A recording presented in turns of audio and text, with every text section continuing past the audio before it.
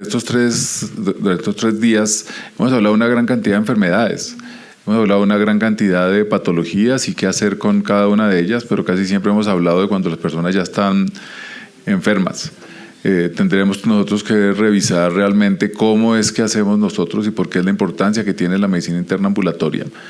Esta organización, la Fundación Santa Fe de Bogotá, cuando comenzamos con un hospital universitario y había un edificio de consultorios, que es este donde estamos hoy, donde simplemente iban a venir los pacientes de los consultorios y la premisa era: usted viene, trabaja en la fundación, hospitaliza pacientes y compra un consultorio en este edificio.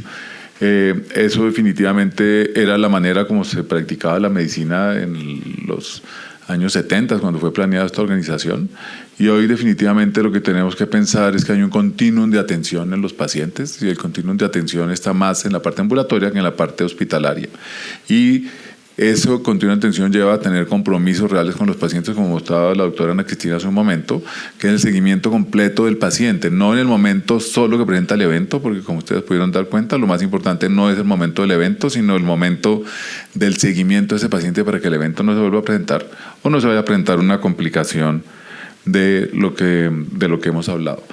Cuando uno está mirando no tengo pues ningún conflicto de interés relevante a este hecho diferente de haber impulsado la medicina interna ambulatoria en el hospital. La doctora Montenegro pues nuestra primera jefe de sección y continúa haciendo y lo ha hecho muy bien. Y básicamente es porque tenemos que tener un compromiso con los pacientes. No, en las próximas charlas vamos a ver cómo unimos la hospitalización con lo ambulatorio, pero en realidad la mayor parte de nuestros pacientes están de manera ambulatoria, y todos sabemos nosotros que en el evento ambulatorio nosotros tenemos que hacer diagnóstico, a veces observamos pacientes, obviamente contestamos segundas opiniones o hacemos interconsultas de los pacientes, hacemos tratamiento, intervención y muy importante la rehabilitación. Para hacer todo esto, a veces tenemos que identificar un paciente. Vimos lo que hacemos en tiroides, vimos lo que hacemos en hipertensión, vimos lo que hacemos en anticoagulación, lo que hacemos en falla cardíaca, pero siempre pues partimos de un paciente al cual tenemos que hacerles cosas en la consulta externa, que es identificar si tiene alguna patología. Y cuando tratamos de identificar patologías, pues lo que más funciona es la historia clínica, el análisis de los factores de riesgo y determinar que están haciendo nuestros pacientes.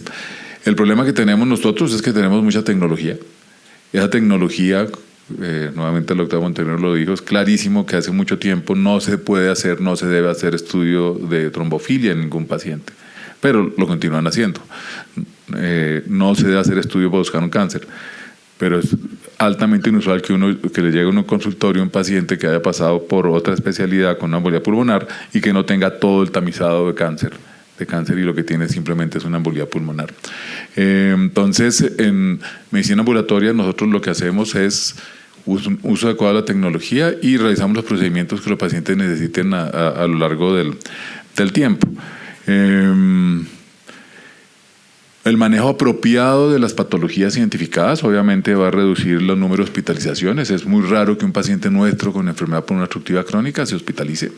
Lo mismo que en nuestra clínica de diabetes, los pacientes diabéticos los manejamos de tal manera que los mantenemos dentro de metas de diabetes. Los invitamos en un par de meses, vamos a hacer nuestro curso de diabetes dirigido directamente pues, hacia pacientes y para la información para poder tratar a los pacientes con diabetes, específicamente organizado por nuestra clínica de diabetes, que esta semana fue recertificada, por lo menos por el evaluador. Falta que llegue la información de Joint Commission para recertificar como un centro avalado por la Joint Commission Internacional también.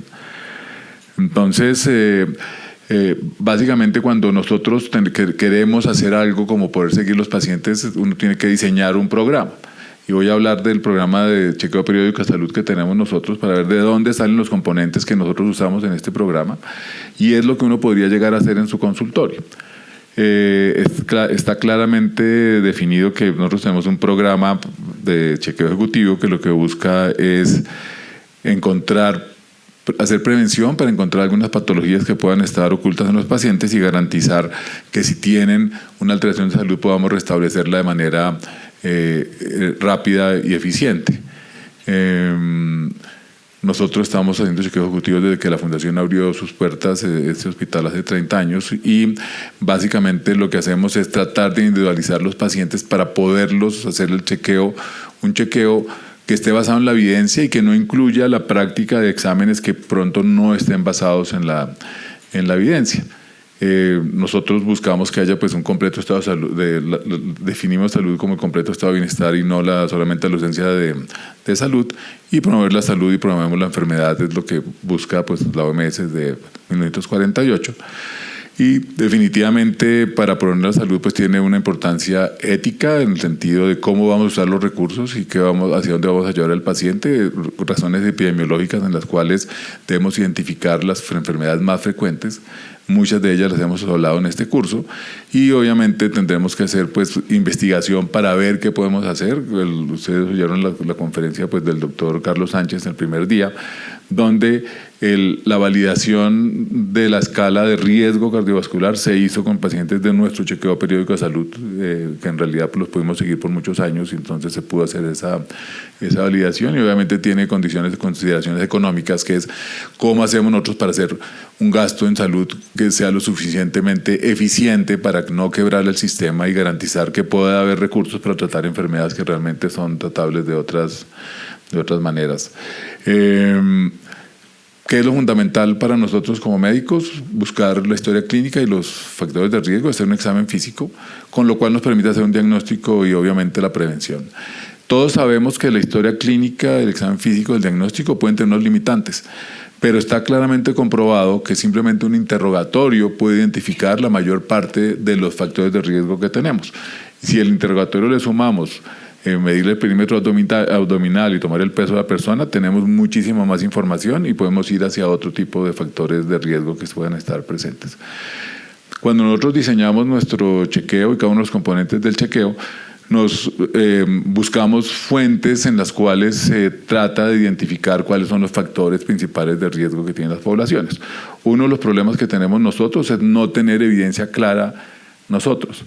Hace unos años yo estaba en el comité de guías clínicas del American College of Physicians, y cuando ellos hacen las guías clínicas las hacen basadas muy en población norteamericana, anglosajones, afroamericana, y les hice una pregunta al college, o sea, ¿por qué no hacemos estas guías como más globales? Y dijeron, pues obviamente es muy difícil hacerlas, pero entonces cuando uno mira una guía que sale del ACP, son guías hechas exclusivamente para los Estados Unidos, ¿sí?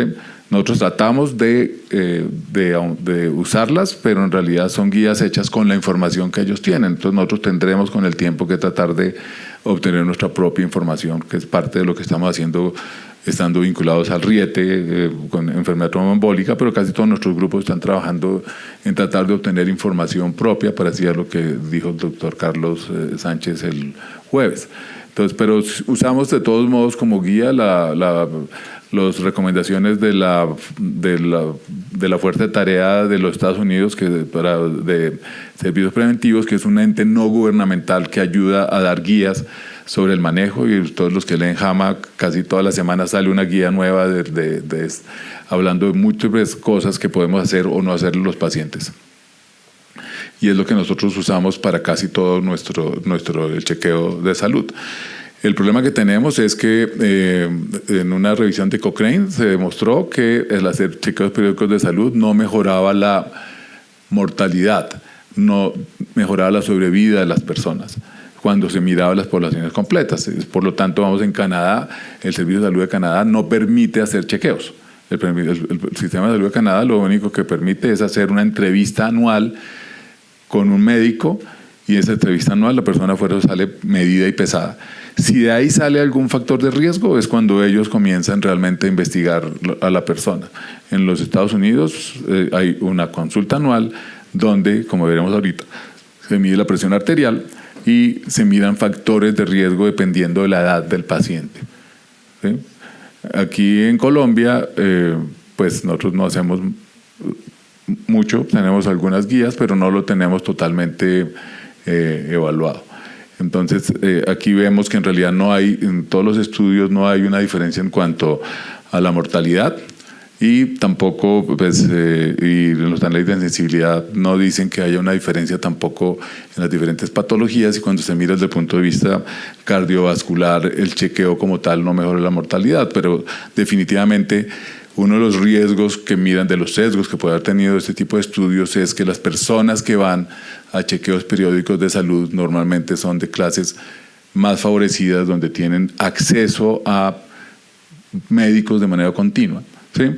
Donde de pronto ya están tratados sus factores de riesgo. Entonces, al medir si influyó de alguna manera el chequeo, pues no hay un riesgo, hay un sesgo importante, y por lo tanto de pronto estamos viendo menor mortalidad en poblaciones que ya están intervenidas.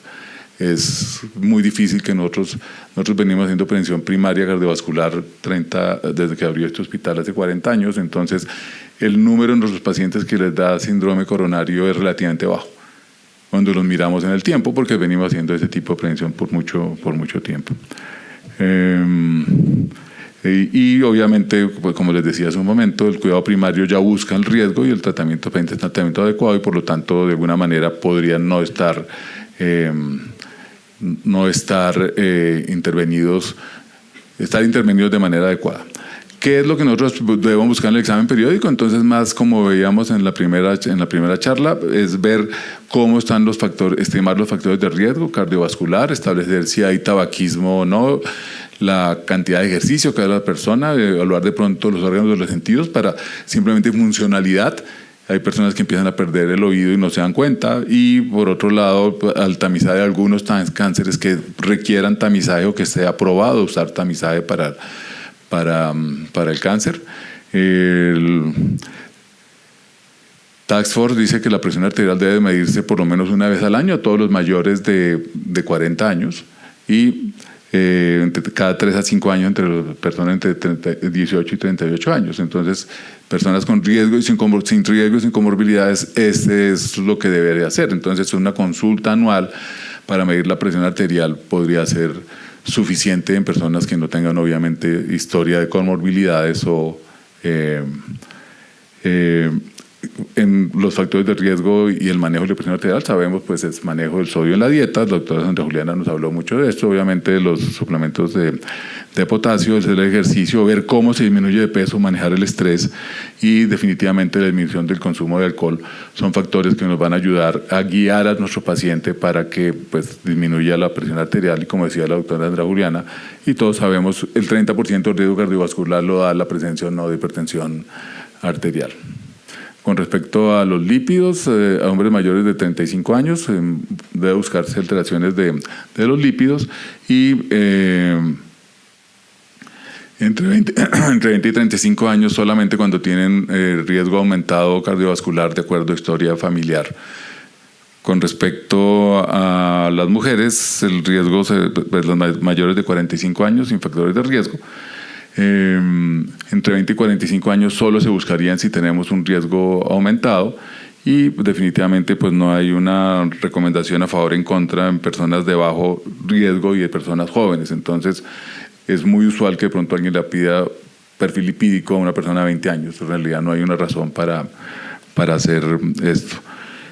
Obviamente, si tienen los lípidos altos, los factores que harían que aumentara el riesgo, nuevamente tendríamos que revisar la presencia de la dieta de la persona, si usa o no cigarrillos, si tiene diabetes o hipertensión asociada, qué tanto ejercicio hace, y nuevamente buscar que la persona disminuya el peso, manejar el estrés, disminuir el consumo de alcohol, y obviamente, si es necesario empezar el uso de si están altos los lípidos, pues el manejo, no solo dieta, sino eventualmente el manejo farmacológico, dependiendo de la patología que tenga el paciente.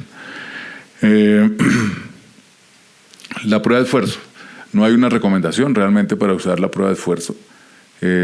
Nosotros modificamos nuestra prueba de esfuerzo. Hay una recomendación de medir en aquellas personas que hacen ejercicio el consumo de oxígeno pico.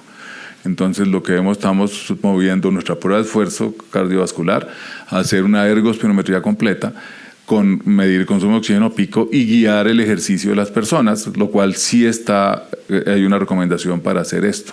pero hacer prueba de esfuerzo en personas sin riesgo en realidad no muestra un beneficio significativo. Entonces estamos tratando de moverlo a eso. Sale un poquito más costoso y sobre todo se lo hacemos a personas que están haciendo ejercicio y que quieren mantener un estado de fitness muy bueno. Entonces les medimos el consumo de oxígeno máximo para guiarlos acerca de cómo siguen haciendo su ejercicio en nuestro chequeo ejecutivo.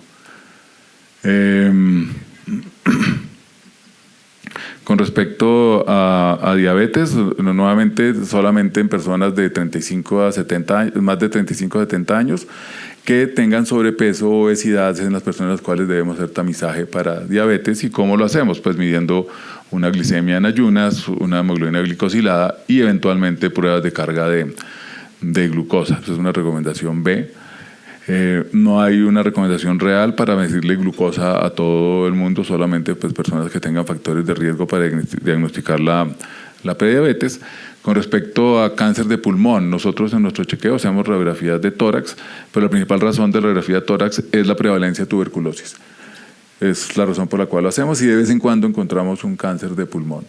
La recomendación, y lo hacemos en fumadores, es si tienen más de 20 años paquete y llevan menos de 15 años de dejar de fumar, les hacemos TAC de baja tasa. Tenemos en este momento, dentro de un mes largo, una visita de acreditación en nuestro centro de cáncer de pulmón, y uno de los puntos importantes del centro de cáncer de pulmón es encontrar los cánceres. El cáncer de pulmón obviamente se previene si no fumamos, pero si la persona ya fumó, toca tratar de encontrárselo temprano para poderlo pues, controlar. Entonces, si la persona ha sido fumadora, le hacemos un TAC de baja dosis. Con respecto a cáncer de colon, en general lo que buscamos es encontrar la presencia o de lesiones dentro del colon o la presencia de sangrado. Y la recomendación general, entonces nosotros en nuestro chequeo lo que hacemos es una prueba de sangre oculta de alta sensibilidad, de sangre humana, con DNA humano, el cual nos da una sensibilidad, y si hacemos esto en personas mayores de 50 años, de 40 años, perdón, todos los años, es casi igual de bueno que hacer una colonoscopia cada 10 años. ¿Sí? Entonces, es por lo menos nosotros lo que hacemos en las personas que no tienen historia familiar, es básicamente hacerles una sangre oculta. No hacemos colonoscopia. De todos modos, hay recomendaciones. La recomendación sería hacer sangre oculta cada año, ¿sí? Pero si uno quiere hacer colonoscopia, las tendría que hacer pues cada 10 años. No se justifica hacerla en mayor frecuencia si la persona tiene un riesgo usual de cáncer de colon. El Task Force siempre es muy enfático en que hay unos momentos en la vida en que ya no vale la pena hacer el tamizado, porque después de esa edad, así la persona tenga el cáncer, de pronto no se van a ganar muchos años de vida y sí se va a ganar mucho tiempo de estrés y todo el gasto que hace uno cuando trata de buscar algo que de pronto no tiene. Entonces tiene que ser uno muy cuidadoso para mirar en las edades extremas de la vida. Entonces por encima de los 70 años, cáncer de colon es algo que es mejor no buscar, ¿sí? Porque la posibilidad de poder curar a la persona si uno se lo encuentra puede ser bajito. En cuanto a cáncer de próstata, simplemente puse toda esta diapositiva porque en los Estados Unidos, si uno quiere hacerlo bien, se debe demorar 20 minutos en el consentimiento informado para contarle a una persona que le quiere hacer el screening de cáncer de próstata, por la cantidad de falsos positivos y de falsos negativos. Entonces, si uno quiere tener al paciente totalmente informado, tiene que mirar todos los factores de riesgo, y la recomendación del Task Force es individualizar al paciente: historia familiar, origen étnico, hipertensión arterial, que son los factores reales que llevan a la aparición de cáncer de próstata. De hecho, el Task Force durante como 10 años tenía proscrito totalmente el hacer de rutina antígeno de próstata. Ahora se pusieron un poquito más liberales, y lo que recomiendan es individualizar al paciente para hacerle el antígeno de próstata. Y definitivamente después de los 70 años de pronto no vale la pena hacer nunca antígeno, porque la posibilidad de que esa persona muera de cáncer de próstata es muy bajita, pero sí va a tener una cantidad de morbilidades que llevan el tratar de curarle el cáncer de próstata. Los urólogos de pronto no van a estar muy contentos con esta afirmación, pero pues es lo que dice el Task Force y lo que dice la evidencia. Que tenemos que entender la biología del cáncer Y lo más importante son las complicaciones que tiene, pues, obviamente, el tratamiento y todo el estrés, como hablábamos ayer, del saber que tengo cáncer. El saber que tengo cáncer altera la calidad de vida de una manera muy, muy, muy significativa.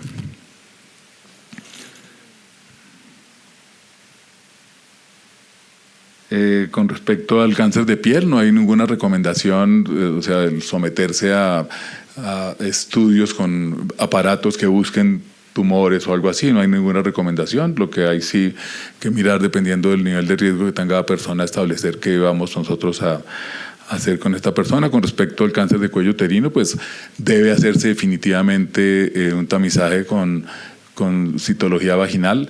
Hay que tener en cuenta la prevalencia de la enfermedad, y aquí vamos a estar nosotros, tenemos que estar muy atentos en los próximos 10 años debido a la vacunación masiva que ojalá continúa existiendo contra el virus del papiloma, en que cambiará de manera significativa como buscamos el cáncer de cuello uterino, porque si tenemos toda la población vacunada, la prevalencia de la enfermedad va a bajar, y entonces de pronto el screening de cáncer de cuello uterino se deberá hacer cada 5 años, como en áreas de baja prevalencia, y simplemente haciendo la captura del virus para poderlo hacer cada 5 años y no tener que hacerlo de manera anual. Y aquí lo que tendríamos que mejorar nuestros sistemas de información para saber qué tipo de citología se le hizo a la persona la vez anterior y ver cómo se hace, pero en baja prevalencia uno perfectamente podría hacer solamente cada 5 años la prueba del cáncer, más buscarle el virus, y si el virus no está, pues no hay riesgo que la persona presente el cáncer. Con respecto a enfermedad renal crónica, no hay ninguna evidencia de hacer búsqueda. Nosotros hacemos una creatinina de rutina y un examen de orina simplemente para buscar la presencia de proteinuria, y en nuestro chequeo, las pruebas de función hepática, el problema del hígado es básicamente que la enfermedad hepática, los signos de daño hepático preceden en muchísimo tiempo, a la presencia de la aparición del daño hepático como tal. Entonces, lo que tenemos que mirar es si hay factores de riesgo de daño hepático, y por otro lado mirar lo más frecuente que tenemos hoy, que es una epidemia, es el hígado graso. Entonces nosotros estamos avanzando hacia medir pruebas de función hepática, y lo más, pues ya el Comité Médico Ejecutivo nos aprobó en medicina interna hacer tamizado con elastografía hepática en personas en las cuales se sabe que pueden tener hígado graso, para determinar cuál va a ser la severidad, y parece pues que esto va a ser como el tamizado a futuro de la severidad del hígado graso, que es así, la elastografía hecha por internistas. Con respecto a la función pulmonar, no es necesario hacer función pulmonar en todos los pacientes. De hecho, pues en el chequeo nosotros suspendimos hace muchísimo tiempo. Nosotros hacíamos espirometría a todos los pacientes cuando empezamos a hacer chequeo hace 40 años, y hace como unos 20 años no hacemos espirometría todo el tiempo. Con respecto a el screening para agudeza auditiva, no hay una recomendación puntual, nosotros lo seguimos haciendo, y lo que hemos notado es que en aquellos ejecutivos que viajan mucho en avión, encontramos que como el 60% de ellos tienen perdida la función para frecuencias de tonos altos, ¿sí? Es como una asociación que todavía pues estamos sacándolo a investigar, pero parecería que tiene una asociación con los viajes en avión para algunas personas que se la pasan en un avión, pero pues es bien importante tenerlo en cuenta. Y de todos modos hay un factor adicional que estamos recomendando a los pacientes, que es el uso de AirPods o audífonos que están en el oído todo el tiempo. Parece que puede ser perjudicial para la salud auditiva a largo plazo de las personas, entonces tratar de no usar tantos AirPods.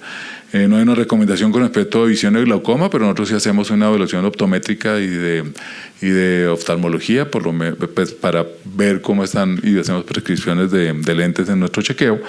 Pero fíjense que lo que nosotros al final hacemos es tratar de establecer un programa en el cual, con el menor costo, podemos averiguar qué le puede estar sucediendo al paciente. Muchas de estas actividades que hacemos no se deben usar para la población general. Desde el punto de vista de medicina basada en la evidencia, hacer un chequeo periódico de salud es muy costoso para la sociedad, pero en muchas oportunidades puede tener un beneficio individual para la persona. o el empleador que quiere tener a su empleado sano. Entonces es una de las razones por las cuales nosotros seguimos haciendo este chequeo, pero en realidad si fuera para ofrecérselo a toda la población, en realidad lo que debíamos hacer era algo parecido a lo que hacen los canadienses, que es una entrevista, mirarle el peso, mirar los factores de riesgo y de ahí sacar lo que sigue en cuanto al chequeo periódico de salud o lo que autoriza Medicare en los Estados Unidos, que es una consulta con la toma de la presión, con la medición del azúcar y los lípidos y la sangre oculta cada año, que en realidad es para lo que más evidencia hay, donde uno puede lograrlo. Obviamente están los datos adicionales como la mamografía cuando está indicada, ¿sí? Pues cada 2 años. En mujeres que van entre 50 y 70 años, es cada 2 años la mamografía, la indicación que tiene. Definitivamente la medicina interna ambulatoria tiene muchas facetas, va desde la especialidad hasta la supraespecialidad. Cada una de ellas lo que busca es el beneficio del paciente desde el punto de vista ambulatorio. Y como veremos en el segmento que sigue, hemos estado trabajando para unir la medicina interna ambulatoria con lo que hacemos en el hospital, porque definitivamente el paciente es uno solo y requiere un tratamiento continuo desde el momento en que nosotros lo identificamos, y la continuidad de atención es fundamental en lo que pensamos nosotros que debe ayudar a mantener la vida lo más sana posible, ¿sí? Para que la persona se mejore y definitivamente ir a pasear allá y no terminar allá, porque ustedes saben pues que el Taj Mahal es un cementerio de una persona, ¿no? Cualquier duda o cualquier información que adicional, este es mi correo electrónico.